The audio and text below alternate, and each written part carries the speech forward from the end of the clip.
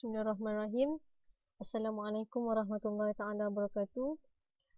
Alhamdulillah rabbil alamin wassalatu wassalamu ala asyrafil anbiya'i wal mursalin wa ala alihi wa sahbihi ajmain, amma ba'du. Saya Dahayati binti Muhammad Arsyad, wakil daripada kumpulan kami, akan membentangkan tajuk Minhajul Abidin. Satu buku yang kami pilih, Minhajul Abidin, dalam subjek kajian ilmu tarikat. Okey, kita terus. Okey, buku sebelum kita terus masuk kepada isi, kita tengok pada pengenalan buku ni.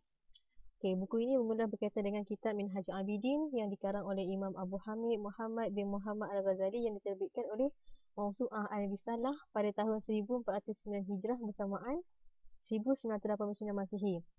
Okey, buku ini diterbitkan di Beirut dan mengandungi 509 muka surat. Okey, menyentuh berkaitan dengan birata Imam Abu Hamid Muhammad Al-Ghazali ni. Dalam buku ni kami sertakan dengan kesimpulan keseluruhan dalam buku ni. Kami sudahi tugasan ni dengan kesimpulan.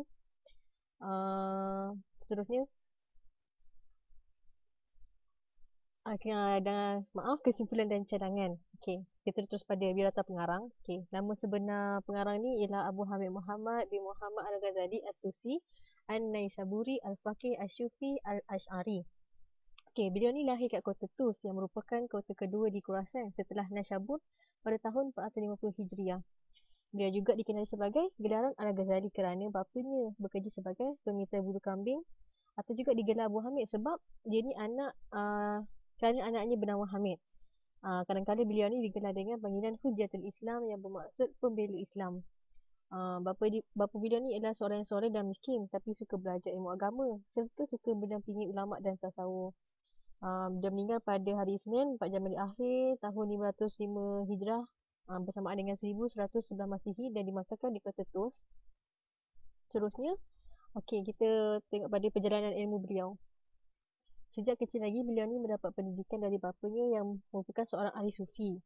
Okay, bapanya ni telah membuat wasiat kepada kawan karibnya, yang di mana kawan karibnya seorang guru agama dan ahli tasawuf untuk membantu kedua-duanya, iaitu Ahmad dan Muhammad. Okay, Ahmad Muhammad ni dia mempelajari pelbagai ilmu pengetahuan dan pendidikan dari beberapa orang guru dan ulama dalam bidang Al-Quran, hadis, usuluddin, fiqh, mantik, klasik dan tasawuf. Beliau mula belajar fiqh ni, riwayat hidup para wali dan kehidupan spiritual mereka dengan Imam Ahmad Al-Razqani di negeri Tus. Selain itu, beliau juga belajar menghafal syair-syair tentang mahabbah, iaitu cinta kepada Tuhan, Al-Quran dan Sunnah. Okey, kita teruskan. Beliau tak lagi, ketika berusia 15 tahun, beliau melanjutkan pelajaran ke Jurjan. Selama 5 tahun beliau mendadak ilmu kat sana. Beliau ni membuat catatan berkenaan apa yang dipelajari dalam fiqh mazhab Syafi'i tanpa menghafal. Dan lepas 3 tahun tu barulah beliau ni pulang ke kampung beliau dan mengubah cara belajarnya dengan menghafal segala ilmu-ilmu yang dipelajari. Bertepatanlah dengan hadis, dengan kata-kata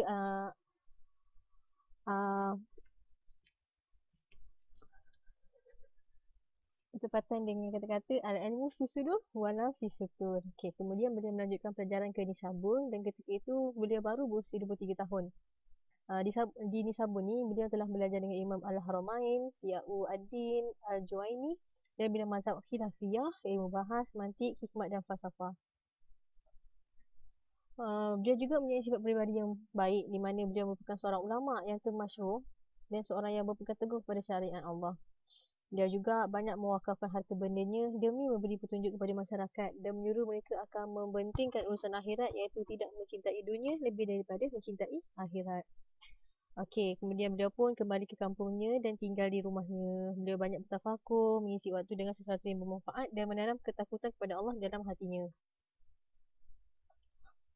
Okey, hasil karya dia merangkumi bidang tasawuf, akidah, fiqh dan usul fiqh dan bidang falsafah mantik. Muhammad bin Al-Hasan bin Abdullah Al-Husaini Al-Washiti di dalam At-Tabaqat Al-Aliyah fi Manaqib Asy-Syafi'iyah menyebutkan ada 58 karangan Imam Ghazali. Tashkubro Zadih di dalam Miftah As-Sa'adah wa Misbah As-Siyadah menyebutkan bahawa karya-karyanya mencapai 80 buah. Dr. Abdul Rahman Badawi dalam bukunya Mu'allafat Al-Ghazali menyebutkan bahawa karya-karyanya mencapai 457. Okey. Poin paling penting kat sini, urasan daripada buku Minhajul Abidin. Okey. Buku ini telah merengkaskan jenis ibadat yang mempunyai 7 peringkat. Okey. Ada peringkat ilmu dan makrifah, peringkat taubat, peringkat godaan, dan juga peringkat rintangan, peringkat pendorong, peringkat hinaan, peringkat puji dan syukur. Okey, kita tengok satu-satu. Okey. Peringkat pertama iaitu ilmu dan makrifah. Okey, untuk jalani sesuatu ibadat, seseorang itu perlulah mempunyai ilmu dan makrifah. Okey, bila kita ada makrifah, dapatlah kita kenal Allah. Okey. Masuk ilmu makrifah iaitu harus mengenal 4 perkara, iaitu pertama mengenal dirinya, kedua mengenal Tuhannya, ketiga mengenal dunia, dan keempat mengenal akhirat. Okey, ilmu pula merupakan asas yang perlu didahulukan dan kemudian diikuti dengan ibadat. Okey, ilmu ni adalah cara untuk menempuh jalan menuju kepada redha Allah. Okey, ringkasnya kat sini, jika kita merasa kita sasar atau tersesat kerana tidak tahu akan sesuatu perkara, maka wajib ke atas kita untuk mencari dan menuntut ilmu dan jangan tinggalkan begitu saja. Okey, kita terus kepada seterusnya. Okey, bila kita ada makrifah, akan ada perasaan nak taubat kan? Okey, namun taubat tanpa ada pendahuluan akan terasa berat dan sukar. Jadi, kesimpulannya jika kita mula melakukan taubat, buanglah segala dosa dari hati dan tanamkan di dalam hati untuk tidak kembali melakukan dosa. Ini adalah kerana apabila kita telah bertaubat, umpama kita ni seperti bayi yang baru lahir. Okay. Selepas bertaubat, timbullah niat untuk melakukan ibadat. Namun, untuk mencapai ibadat ni bukan perkara yang mudah sebab dia terdapat pelbagai godaan. Antara godaannya ialah godaan yang tidak tetap, seperti rezeki, bahaya, kesulitan dan kesedihan serta takdir. Namun ada kalanya dalam ibadat ni dia merasakan adanya gejala sifat ria, ujub dan ibadat ni kan.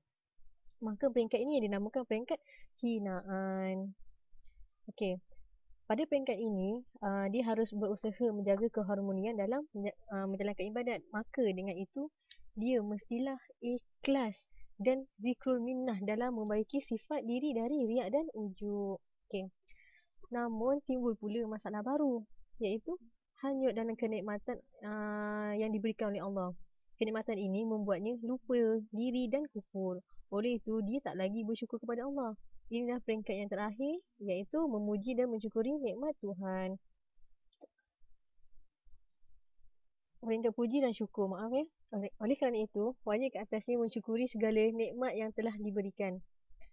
Dengan selesainya perbahasan tentang peringkat-peringkat tersebut, berakhirlah buku Minhajul Abidin Wasiat Imam Ghazali ini. Kesimpulannya, tajuk ini ialah buku ini sangat penting dalam umat Islam. Kenapa? Inilah kerana dalam buku ini telah membahaskan berkaitan peringkat jalan ibadat. Ini adalah kerana terlalu sedikit orang yang menempuh jalan ibadat sehingga berjaya mencapai tujuan dan apa yang dikejarnya. Okay, kita teruskan kepada cadangan dan saranan lah dalam kajian ilmu tarikat ini. Pertamanya kita perlu untuk mempelajari, perlu dipelajari oleh semua peringkat umur kerana kandungan buku ini sangat bermanfaat untuk menuju ke arah Allah dengan lebih sempurna. Yang kedua, dijadikan bahan pengajaran di surau, masjid dan institusi lain. Okey, ketiga, mudah-mudahan berkat daripada buku ini serta ilmu dan amal serta taufik ilahi, seseorang dapat menempuh ibadat dengan selamat dan tidak terhenti atau terpedaya dengan rintangan yang ada sehingga termasuk dalam golongan orang yang binasa. Saya rasa setakat ini sahaja. Saya akhiri dengan wabillahi taufiq wal hidayah. Wassalamualaikum warahmatullahi taala wabarakatuh.